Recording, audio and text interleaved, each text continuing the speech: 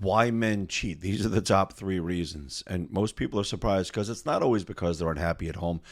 Research shows these are the top three reasons men cheat. Number one, as many of you guessed, is probably sexual variety. It's not probably, it's definitely sexual variety.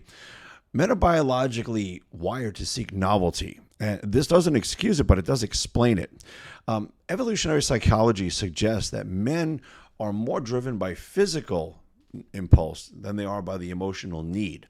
And this goes all the way back to the caveman days where, you just it's biologically wired and it's primal to wired in men to just procreate, to spread our seed, if you will. Again, this doesn't explain it, but it is embedded in us. Now, number two is the ego boost. A lot of men cheat simply because they want to feel desirable again. I mean, when they feel ignored or disrespected or anything like where they become invisible, attention to someone like that is like oxygen. They need it.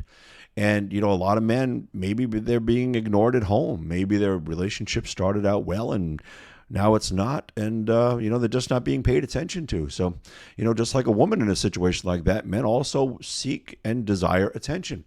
Number three is the emotional disconnection. Now, yes, men do feel emotional pain.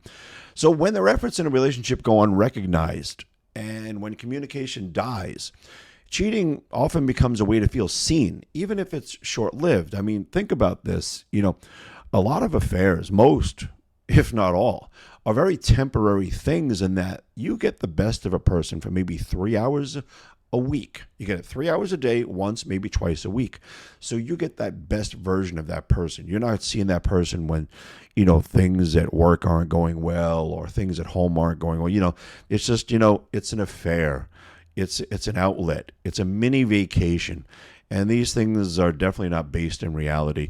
But, it's just enough to keep somebody feeling like someone wants them. Now, keep in mind, none of these things that I've mentioned are, justified. They're not. I'm not justifying cheating in any way.